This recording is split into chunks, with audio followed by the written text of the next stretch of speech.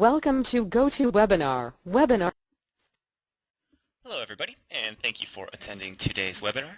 Today our topic is going to be for specifically programmers who are looking to work with the Apptivo API. So today we're going to be running a little workshop. We're going to be running through kind of explaining how the Apptivo API works and how you can interact with it. And for today's specific example, we're going to be working with the Cases API. So what we're going to do is run through a couple quick slides, kind of talk about Apptivo real fast, talk about the API, and then we're actually going to be looking at some code. We're going to build a very basic web form. So at the end of it, you should be able to build your own web form and integrate it on your website. Okay, so in general, what Apptivo has is we actually currently have two APIs. The existing system is an old SOAP API, which is what you'll currently find sitting on our website. That's where all the documentation is about. But today's presentation is actually on our newer REST API, which gives a lot more flexibility, and it's also a lot easier to integrate with. Now, in general, the way it works is we've got our 50 apps inside of Apptivo, and we're currently moving into this new technology called version 5.0. And one of the great features of version 5.0 is it comes integrated with built-in API details. So literally you can go inside of the apps and you can get the API documentation in real time.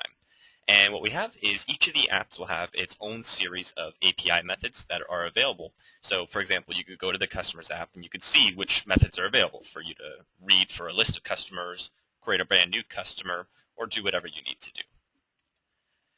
And just to kind of give a high-level breakdown, so yes, it's a standard REST architecture. We're replacing the old SOAP architecture. The way you authenticate is each Apptivo business has an API access key pair. So whenever you send a new URL over to our system, you're going to be passing in the API and access key pair within that URL itself. And each app has its own API methods, as we just spoke about.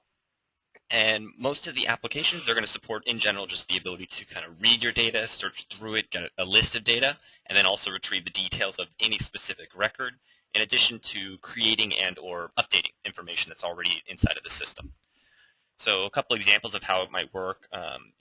It's usually just any outside application would talk to the API, so that could be your website, a custom phone application, or like if you integrated with another service like Google Apps or something like that.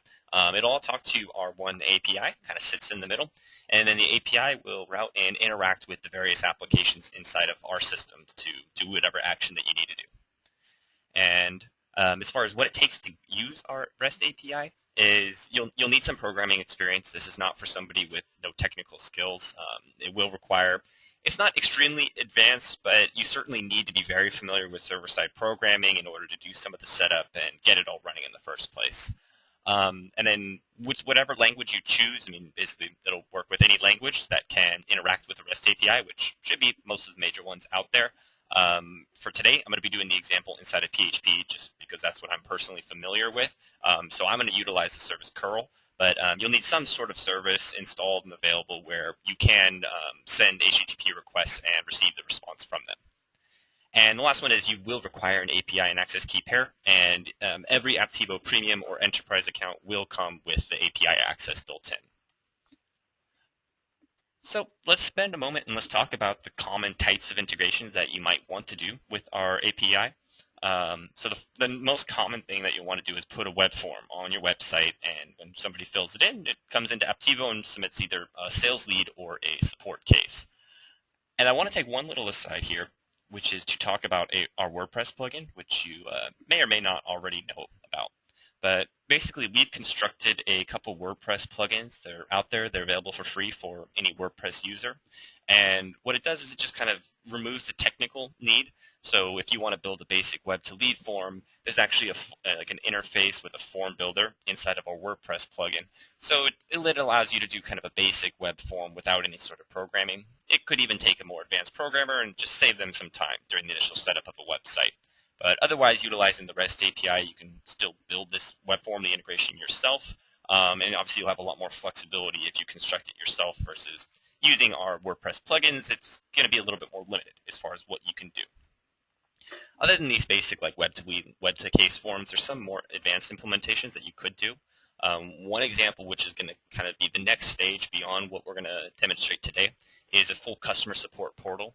So today I'm just going to demonstrate a simple web-to-case form where a customer can submit a new request. but it's certainly possible using the API in order to allow a customer to log in and view their existing requests and put updates onto their existing requests, such as interacting with you, adding notes. All of these things are possible using the API. It's just obviously more complexity, more time to implement. So we won't have enough time to demonstrate everything like that today, but be aware that's one other example of what you could achieve. And you could do the same sort of thing for invoicing. You could get a list of all the invoices, allow them to pay it online. You could show them their previous invoices. So certainly lots of different cool things you can do. And otherwise, the two most common things would be recruiting portal. So this is actually another feature built into the WordPress plugin. You can post your online job positions, allow candidates to review and search through the positions and submit their applications. And potentially you're using another system that you can't get away from quite yet, like for invoicing or CRM, whatever it might be, and you want to sync data between the applications. So it's certainly possible to write something that would talk to our API, grab data, and keep everything in sync for you. Now, let's talk about what we're going to do just strictly for today, because we're going to try to keep it simple, just do a basic setup, and give you the tools you need to kind of get started and go explore on your own. So for today, we're going to do a basic web-to-case form. We're going to create a simple HTML form. It's going to collect a couple details like the problem and some contact information for the person who has the problem. And then our code, what we're going to do is we're going to kind of read through these details. We're not going to really program any validation, but what we're going to do is we're going to check, because when they submit this request, we want to see if there's already a customer record in the system. And we're going to check, and we're going to see if the customer exists. And if it does, we're going to link this case to the customer. Or if not, we'll create a brand new customer on the fly. So we will get a little more advanced here with that type of functionality. And then, so as you saw, we'll create a brand new customer. If one doesn't exist, we'll use the API for that. And then finally, once we have a customer and everything, we'll actually submit the case into Apptivo, and then we'll go and check it out. Just you can see how it pops up, and I'll tell you about how to get like email notifications and such. All right, so that's enough of these boring slides. Let's go ahead, let's hop in, let's look at some code, and let's start building this. All right, so I'm just going to use a simple text editor here to do the coding, nothing too special. I've already gone through, what I've done is I've just set up a basic local website. We'll start with a fresh PHP file. You can see I kind of started a stencil right here. Let's just start with it basically completely blank. So I've got my empty file right here. And up at the top, the first thing you want to do is you want to get some configuration settings in place. So I just do these three. You could technically just hard code this in, but I think this is good practice. So what you want to do is you want to get your API and access key. We're not going to be able to do anything without those. So first step is we need to acquire those, and we'll have to log into the Apptivo tool in order to get them. So I'll go ahead, I'll just start off so you can see.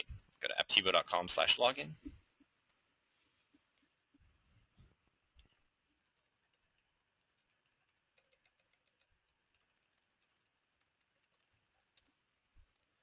Now, once I've logged in, I'm going to head into my business settings. Please note you have to be an administrator in Apptivo in order to access your API key. And as long as you are, you can go to business settings. We're going to see a section on the left for API access. And here's our key pair. So now we'll just copy them, and you can see that I already have the correct values inside of here. So I just paste in that API and access key pair.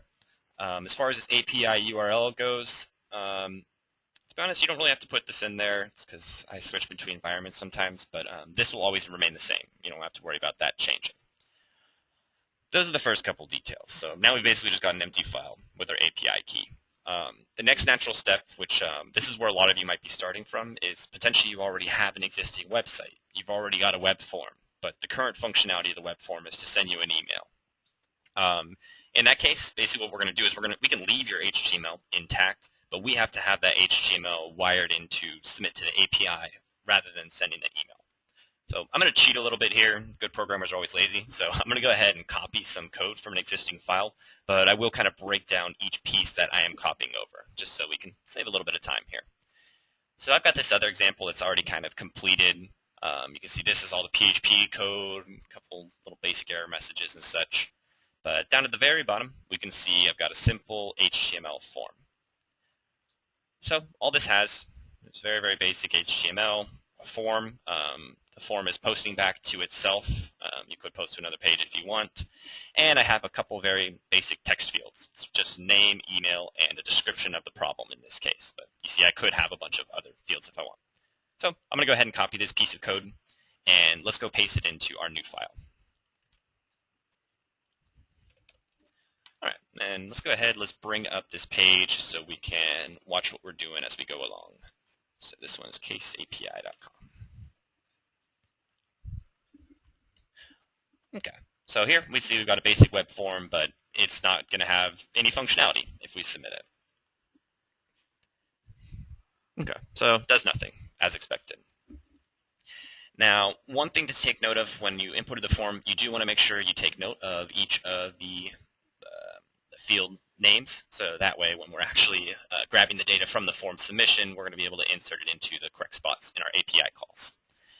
So basically we know that this form is going to post back to itself, and when it posts back to itself, we need to run the set of code that's going to read the data and send it off to the API. So what we're going to do up here, you can see in my other example, I just have a section of code that only runs when the form gets posted. So I'll just do the same thing.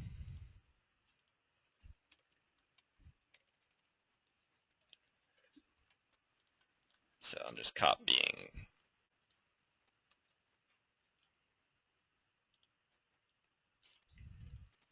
Okay, so basically I'm just checking, I'm saying if the post includes the subject of a case, then I know that this form just got submitted. Therefore, I'm going to run a chunk of code that's going to process this submission.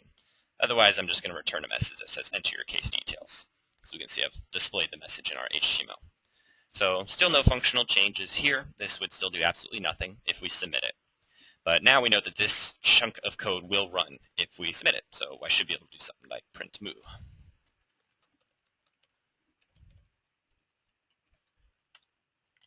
And now we can come back, do our submission here, and we should get some text on top. So we know it's properly executing, but not really any functionality in there yet. So that next step is we got to start basically just reading the information, and we said we're going to do that check. So we're going to check to see if the customer record exists. So let's go back to our example up here, see the same configuration settings. But then next, what it's doing is it's basically just grabbing the info from the form. And we can utilize these same details. So I'm just taking all my variables, case subject, email address, and everything, and I am inputting it. So I'm just getting them available and ready for when we run our code below. And then what we have to do is this one's just specific for PHP. I mentioned you're going to need some sort of service that allows you to process HTTP requests. In my example, I'm using curl, unique to PHP. These are just some configuration settings for curl. So ignore these, just whatever you need to do to get set up to process an HTTP request. Now here's where we actually start interacting with the API. We can see our first API URL right here. So this is already pasted in here, but let's look at this from the aspect of new user. So we're just looking for what we need to work on. What we want to do is we want to get a list of customers. We have an email address, and we want to see if a customer already exists with that email. I'm actually not sure if the customer's API documentation is in here. I don't think it is yet. So we might have to go to an offline doc that I've got. Okay, so it looks like customers is not in there yet. I'll show you the examples that will be popping up.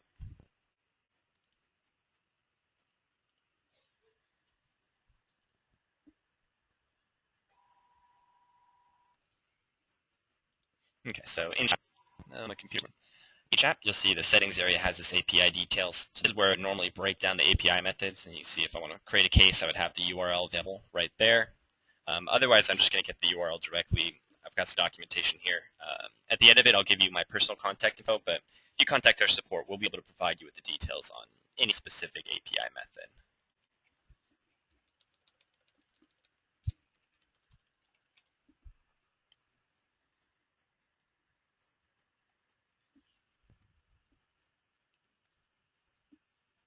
Okay, so here I know I want to get a customer. So there's an API method to create a customer, we're searching for a customer right now.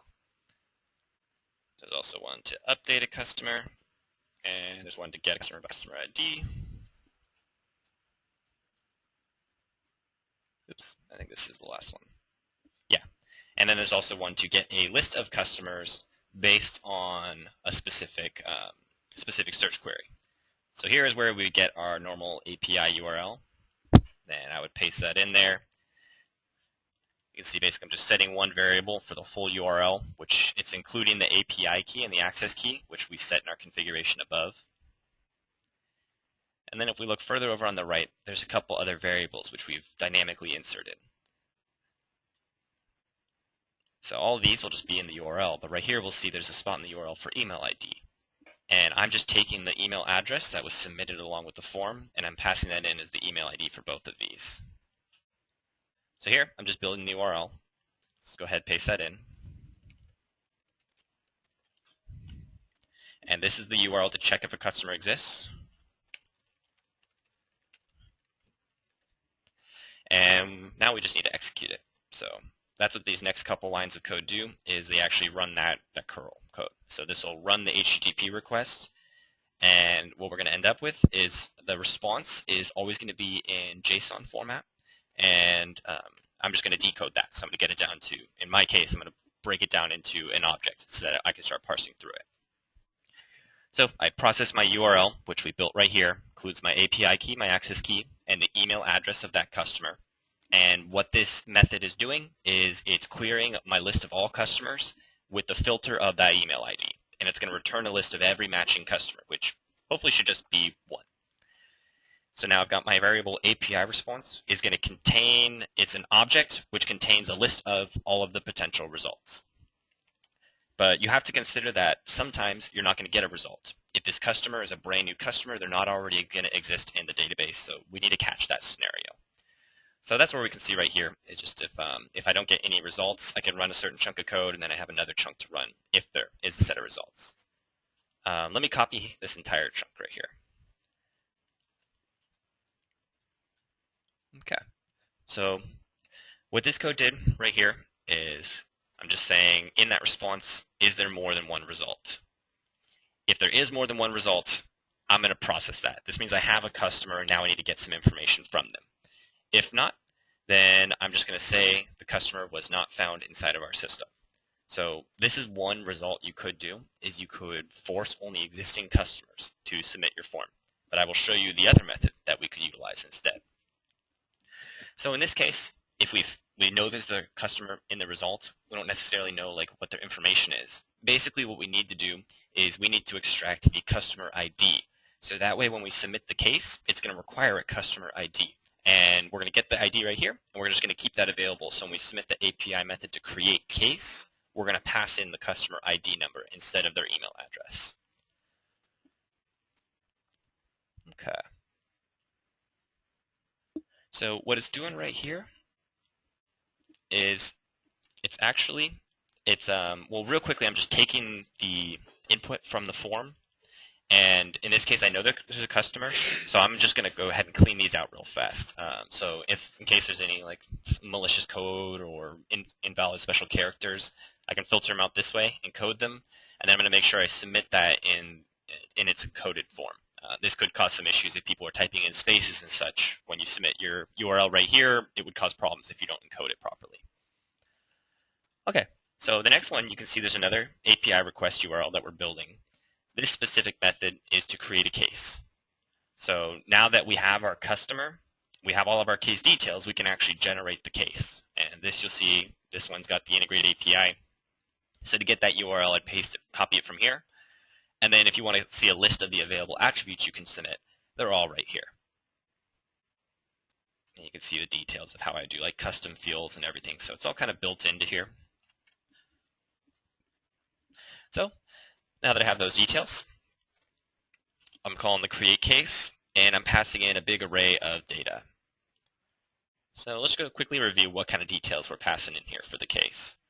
The case number is auto-generated inside of the system. The subject is coming from our web form. So this is that variable that we pulled from the form post earlier. We're also taking the description, which came from our web form. And then we're passing in the email address of the contact and the customer because we know that it's for sure been verified. And then we're also passing in the API and access key and everything like that.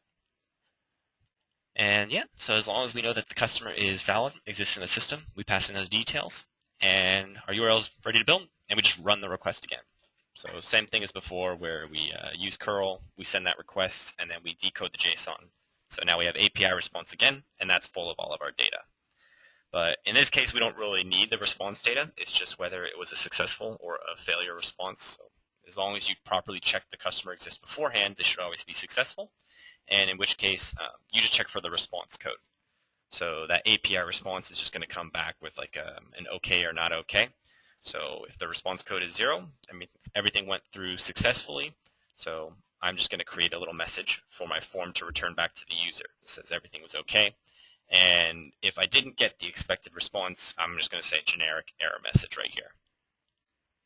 So this is just setting a variable, and as we saw before, the variable gets shown in the HTML form. So at this point, we should have a functioning web form that does the following. It should display the form, and when the user submits it, it will check Apptivo to see if a customer exists with that email.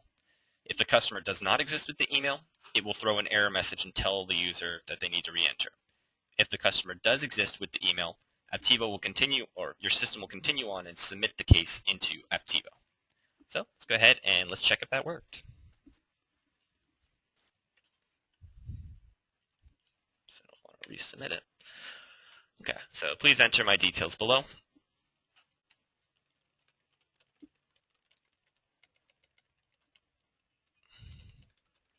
And then let's submit a random email that doesn't exist in the system first.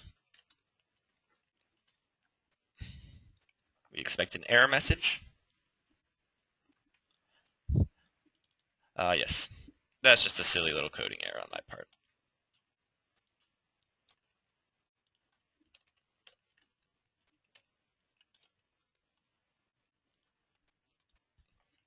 Okay.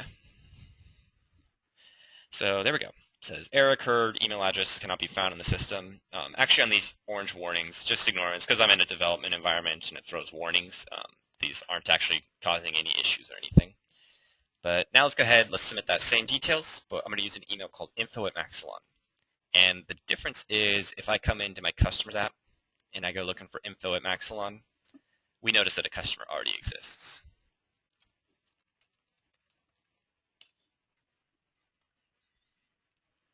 Okay, so you can see I've actually got several customers with this email address. So now we can go ahead, I'll submit this case, and we should get our success message. Nope, this email address still cannot be found. Let's make sure that I plugged everything in correctly.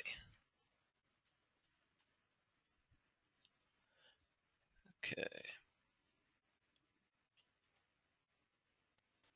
Customer email. Yeah, it looks like it's coming through properly. Maybe I just typed it wrong.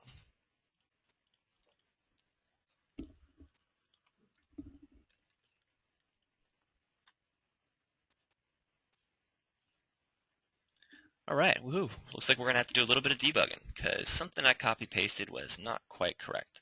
So it's telling us it can't find the email address, but we know that this email exists inside of the system. But we also know it's just my code returning that generic error about an email not existing. So we know that the form got to here, which means that API response did not have more than one result.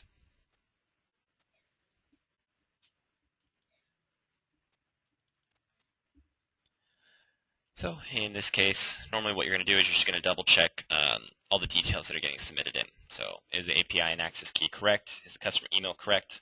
The best way to debug would be to print the exact URL you're getting right here.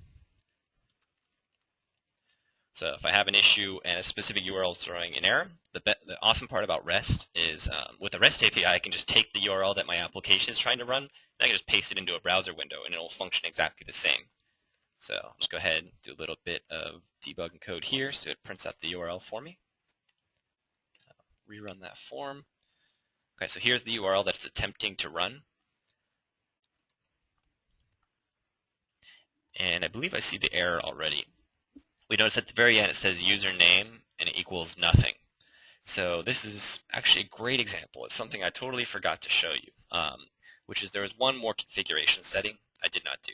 So you do the API access key, but there's also one more thing, which is when you're performing these interactions. When I, for example, create a case, whenever you do something in Apptivo, it's logged by which user performed that action.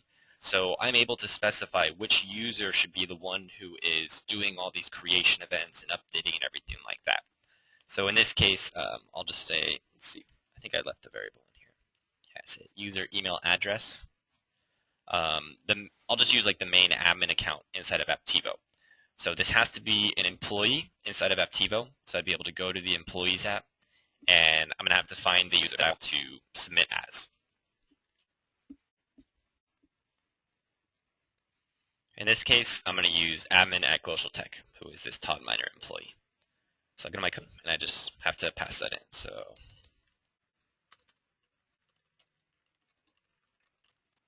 okay, so now when it's submitting these API requests, it knows whose behalf to do the changes on. So hopefully that fixes it up. We should just be able to, oops, got to remove that debug code. We should be able to rerun this form.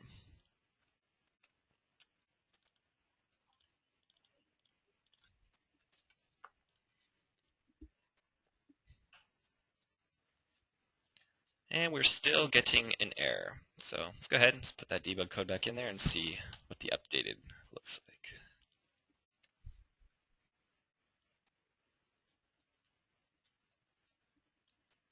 Okay, well I can see the error right here. If we look at the very beginning, HTTPS with 3 slashes, app.dow customer. If we looked at this and we compare it to the API URL inside of Apptivo, we're going to notice that's not complete. And this is just to do with the copy pasting of my code. So if you're writing this all from scratch, you will not have to deal with this. The reason is because if we look right here, I'm passing an API environment, but in my configuration area, for some reason, I decided to call it API URL. And that's obviously not going to work.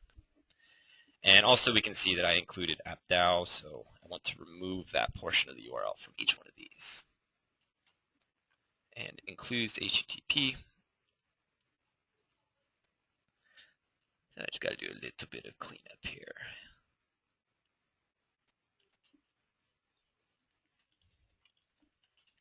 Okay, so let's just rerun the page, make sure that does spit out a good looking URL.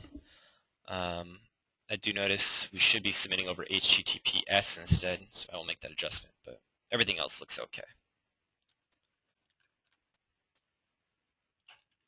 This is just one more argument to hard code in your URL. You don't need to separate out the environment like I do in mine.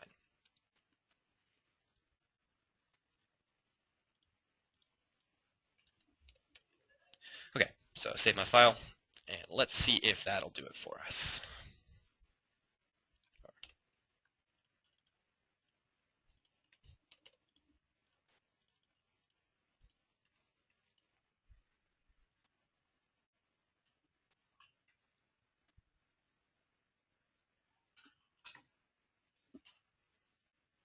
There we go. Now that is the message we expected.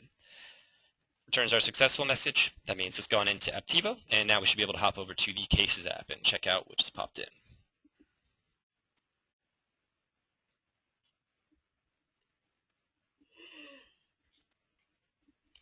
All right, so I think I typed in totally broken.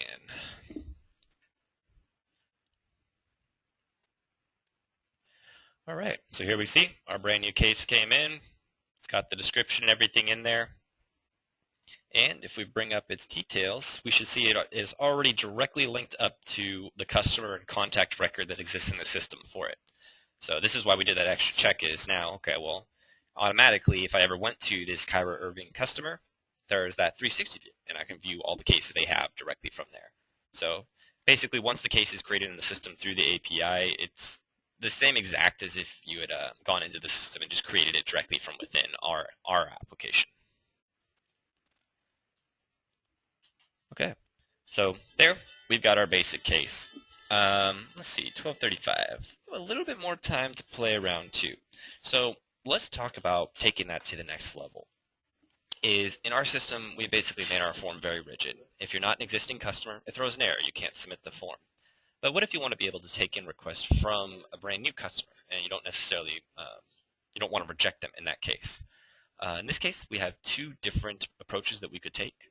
One is to, well, basically we have the scenario where the customer does not exist in our system. And our reaction could be to create a customer record for them, or our reaction could be to just not submit the customer details onto the case itself. This is certainly up to you. It's a business decision of just, do you want to have the ability for a customer to create their own customer record, or would you rather just like put their email and contact details into the case and give you the choice of generating a customer or not for them? So I'll just talk a little bit about both of them. Let's say the simpler one would be to just not create a customer, but just submit the details into the case. So in that case, all you'd want to do is just a couple modifications to your code. So obviously I'd want to remove the chunk that, well, I probably want to do this. So I'd still check if there's a customer that exists. But basically, if there's no customer, instead of throwing an error message, I would still rerun the code that submits everything, but I would make one adjustment, which is I would remove the customer email and customer address. So these are not required fields on the case. The only required fields are the number and the subject. So I can simply just, if I don't want to submit one of these fields, I can either just leave it blank within, darn it, I keep moving my cursor. I can leave it blank right here, just pass it in completely empty, or I can actually just remove this variable entirely from the API URL. I don't have to pass it in. And either of those solutions would work okay. The only other thing we'd want to do alternatively is if we have their email address, we'd obviously want to paste it in somewhere else. So what I'd probably do is take like, okay, the case description, and I'd fuse the email in here. So maybe I just make this a little bit more detailed, let's say.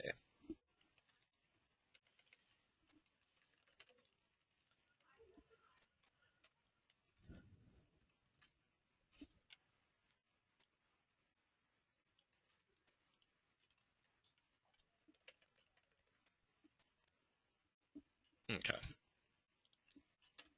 Yeah, I don't need to bore you with just programming like this, but yeah, so you can see I just build that out, and I'd want to just make sure that that data that I collected from the form does get put somewhere into the case, even if it's not in the customer field. So that would be like your simpler method. It's also desirable for some companies. But let's say instead we wanted to create a customer record in the case where one does not exist. So in this case, we're going to just take our code to the next level of complication, and we're going to tap into the create customer method. So what we want to do here is currently we're just routing off to this. This is the alternative scenario. We just throw error and get out of there. But what we're going to be doing is this chunk of code that submits the actual case, we're running this 100% of the time. It doesn't matter if you have a customer or not, we're going to submit that case. So we're going to put this after that if statement. No matter what, we're executing this code. The only difference is, do we have to create a customer first or not? So basically, if there's already a customer in the system, we don't have to do anything. So what we're just going to say is, if it is not more than 0, I guess just if it's equal to 0, then we're going to run this code. But the code we're going to run is not an error message. The code we're going to run is some API method to create a brand new customer using these details. So go ahead, get rid of this form message. I mean, maybe we just, yeah. And we need the create customer API method. So in this case, I'm going to go to the API doc. We have one to get all customer. We have one to create contact, but I want to create a customer. Okay. So there is the sample URL. And then we see that this is the array of data that we would pass in. And here is a full sample URL for us. All right, so let's start off. This is our form of variable for it, API create customer URL. That's the full string hard-coded. But as we see, this has an API access key put in there. We want to replace dynamically with our own.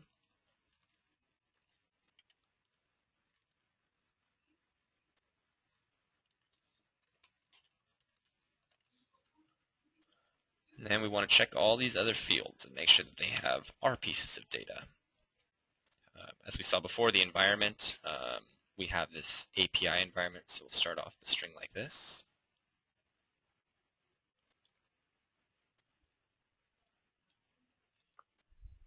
Okay, so customer data. This is where it all starts.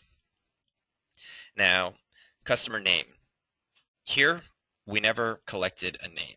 So you have two options. One is we add another field onto the form, which asks for their name specifically. Or two is we just submit their email address, which is the only piece of data we have as their name. In this case, I'm just going to keep it simple. I'm going to pass in the email address as their name, just so we don't have to write any other code. So I'm going to take my variable, customer email address, and we're going to replace the name with that.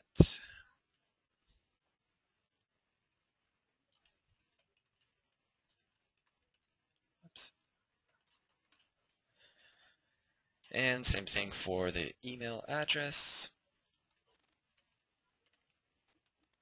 Customer number, we're going to leave auto-generated. And then we have all these other details. I'm just going to leave everything right here blank.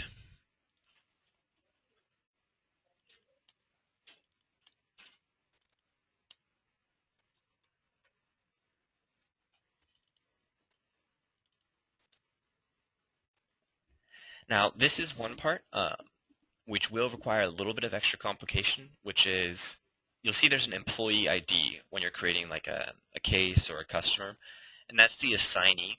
So the employee ID is actually an ID number of a user inside of your system. So you could get more advanced and you could program in different things where it's like, okay, well, if somebody submits it from a certain region assigned to a different employee.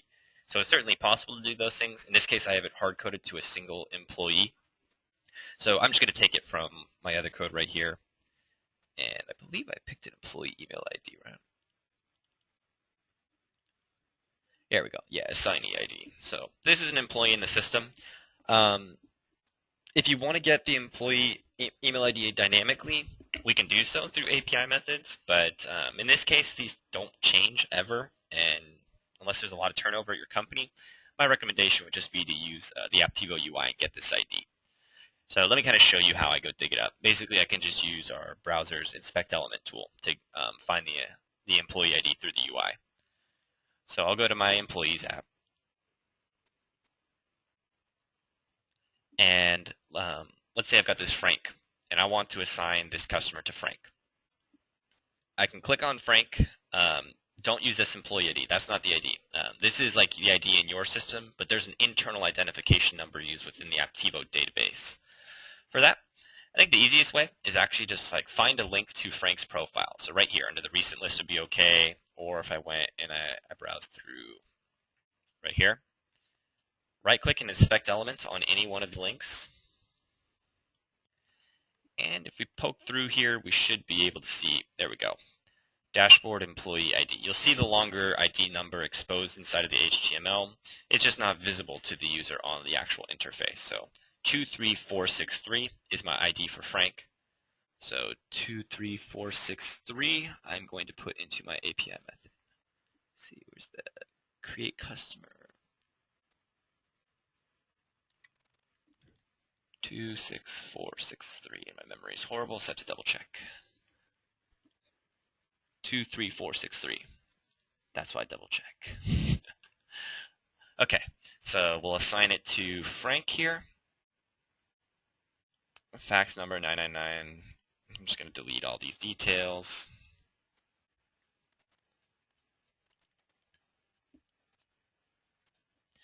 Yeah, I'll just leave all their address and stuff in there to keep this a little bit shorter. Okay, so I've got my my create customer method, and this should hopefully just return. So normally I should do a check, make sure that there's a positive response. I should be a good coder, make sure that there's always a good response before I start trying to interact with it. But today we're going to be a little bit lazy, and I am going to skip that section, and we're just going to go with faith and hope that this works. Okay, so basically just to review what we just did is when the customer submits the form, we're running a method to search for the customer. If we do not find a result, we are going to run a method to create a customer with that email address. Afterwards, regardless of the outcome of this statement, we are going to go through and we are going to create a brand new case with the email address originally submitted. And in both scenarios, we should count on the fact that a customer does indeed exist with that email address. Let's see if it works how it should. Okay, so this one is BSOD. Oh no. And we want to do a brand new email. So toddtester@apptivo.com. And let's see what happens. Hopefully we don't get a big red error. So it says it was successfully submitted. Great. Let's go and see if the final results came out for us all right. And if that came out, I think that'll be a perfect place to stop today's presentation. All right, I'm heading over to my cases app. We just submitted a case with BSOD in the subject line. Looks like I've done a couple times. Looks like this here is our case, definitely is, and let's see if it properly created a customer and everything for us. So it looks like it did not. So we have an issue here. So it looks like it ran through this code, or it possibly just did not execute this code. This statement might not necessarily be getting run. That's probably what's going on. Is before I had it as greater than 0, but of course this is going to make me look bad. Not too much of a PHP programmer anymore. But let's take it back to what it was if it is not greater than 0.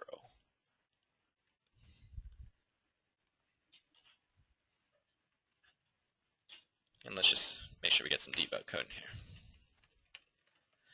Basically, I'm just trying to see if it's running this loop in the case where I don't have an email address. Of course, I typed something in wrong. Yep, doesn't like that.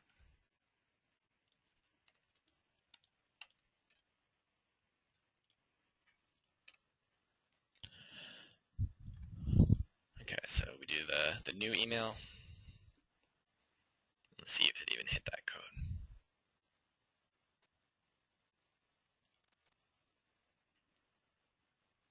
Yeah, so it says it did execute that code segment. So it's attempting to create a customer. But the question is what's happening from this create customer response. So this could just be throwing an error because we're not checking for it. But let's just take a quick visual look. Customer email, phone number, signee ID, address, everything like that. Let's also make sure that when we come down here, we're creating the case that we're still including the customer email ID.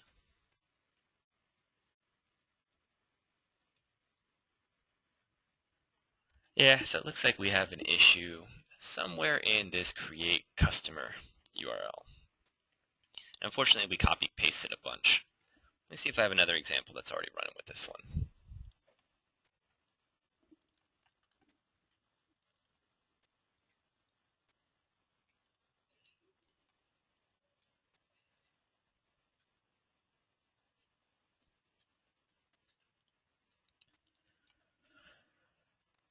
Okay.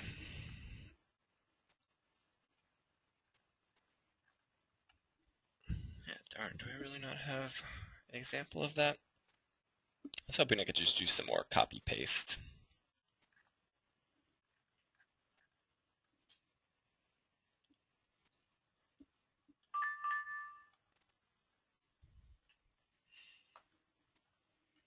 Okay. So yeah, let's spend a minute. Let's tear through this. I don't want to spend too much time debugging. I'm sure it's just a typo I've got inside of here. But let's go ahead. Let's print out that API URL.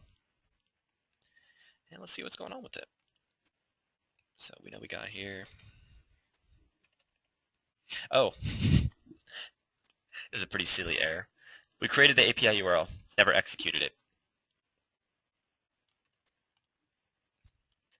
I feel great doing that during a live webinar. Okay, so we're going to take our actual URL and we're going to execute it. We're going to get that API response back. We don't really need to read it or anything, but that's normally where we do our error checking. Okay, now let's see if it works.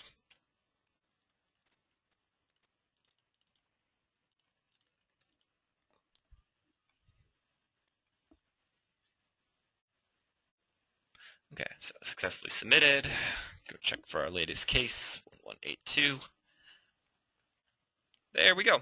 And we have our brand new customer record created automatically through the API. Okay, so that's going to be the end of the presentation for today. What we've done is we've accomplished creating a brand new case form from scratch. Has the basic functionality of checking if a customer already exists in the system. If it doesn't, we're creating a brand new one. And if it does, we're linking a case to the existing customer record. Then we're just returning them a short little message, and the case is in your system, ready to go. Let's just spend a quick moment and talk about what you can do kind of moving forward. So naturally, the next step beyond this form is obviously the look and feel here is very subpar. You're going to want to customize it to the look and feel of your website. But you saw that there's many levels of complexity you can go with. So my most basic form, I could just not check for a customer at all. I could just submit these couple details. I don't have to put a customer in. We saw how simple that would have been. But if you want to start adding more flexibility in, such as checking if the customer exists, trying to pull more information. So I could have even returned a message if the customer doesn't exist, shown a different form and gotten their first name, their last name, and their address and other details, and put the customer into the system with those details. So I could have kind of built that out in a much more flexible form. I could put a login ahead of time, and then I can silently submit some of their customer details, like their email and everything, based on the login info that's already stored inside of your website. So there's many ways you could go with this, including once they're in that login, now I can start executing some of the other calls. All we did today was talking about really pushing data into the system. Yeah, we did a quick check. We read the data from the system, but we didn't really do too much with it. Versus we could have read that customer and shown all those details to the customer in the interface. We could have added an area where the customer can update their own details, and it would actually update them within the CRM. So there's really limitless possibilities as far as what we could have achieved. And that all just comes down to how much effort do you want to put into the integration, and then what API methods are available. So as mentioned, specifically the Cases app, it already has the API methods built in, documentation is available right here. Moving forward, if you need to get any sort of help, what we have is if you look online, you will see that we have a Developer Central, look on the bottom of our website, and there's some documentation for the API. But just keep aware that the documentation currently on the live website is for our older SOAP API. It will certainly function. It's what our WordPress plugins are currently constructed on, but it's much more limited. It's, for the most part, only one way where you can push data into the system. So yeah, we could accomplish the web to lead form, same functionality we just did using the SOAP API. But if you have any special requests or any applications you're going to write, and you cannot find the appropriate documentation inside of the app, just feel free, reach out to us. You can get to us, in touch with us in many ways. Contact us directly through this Developer API support form. You can email me directly at todd@apptivo.com, or you could also just get in touch at support@apptivo or talking with our online support chat. But if you have any special requirements that you'd like to execute, you need more API details, definitely let us know. We're happy to work with you and assist with building out your application. So with that, we'll go ahead and wrap up the webinar for today. Thanks to everybody for attending. Hope you enjoyed it, found it beneficial, and we'll speak to you next time. Thanks a lot.